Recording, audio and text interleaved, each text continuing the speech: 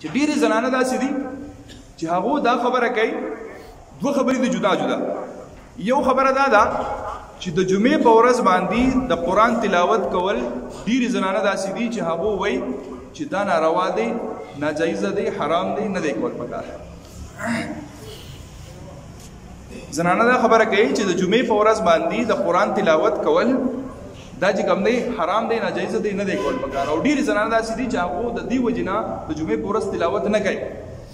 نو لہذا دا خبره بالکل غلطه ده. دا مسله بالکل که هر چا بیان کړي غلطه مسله ده.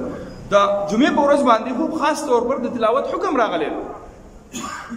د جمعې په ورځ باندې خاص طور پر داسې صورتونه دي چې د هغې د فضایلو ذکر راغلی دی په حدیث شریف کې، لکه د سوره کهف ذکر راغلی چې دا سوره کهف د هرې جمعې په ورځ باندې تاسو تلاوت کوئ. چې کله تاسو د سوره کهف تلاوت کوئ نو دجال فتنه چې کله راشي الله رب العزت به هغه کسان محفوظ ساتي چې کم کسان د سوره کهف تلاوت کوي. بل څوک چې سوره کهف تلاوت کوي د جمعې په ورځ باندې د دغه جمعې نه والا د بلې جمعې پورې به الله رب العزت د ده لپاره یو نور جوړ کړي چې په هغه نور کې به دې پوره هفته ګرځي، د ګناهونو به الله محفوظ ساتي.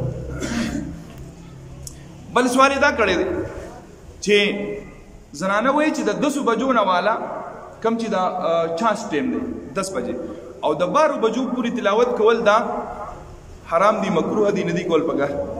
نو دا مسله هم چې چا بیان کړي دا بالکل غلطه بیان کړي ده. د 10 بجو نه والا 12 بجو پورې خو منځ هم روا دی. حالانکه که څه د کراهت خبره کوي که نه د مانځه نو منځ هم کولی شي، په دې کې خو څه کراهت نشته. لہذا د تلاوت داسې چېرته ما نه دي لیدلي، نه په احادیثو کې نه په فقه کې داسې مسلې نشته چې یاره 10 بجو نه والا د 12 بجو پورې به د قرآن تلاوت نه کوي. داسې مسلې نشته. که چا کړي نو کېدای شي د ناپوهتیا د جهالت د وجې نه کړي. داسې څه مسله موجود نشته په کتابونو کې. الله د عمل کولو توفیق راکړي.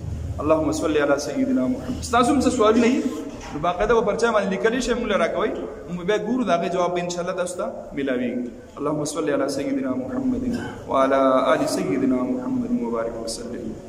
ربنا ظلمنا أنفسنا وإن لم تغفر لنا وترحمنا لنكونن من الخاسرين. آمين برحمتك.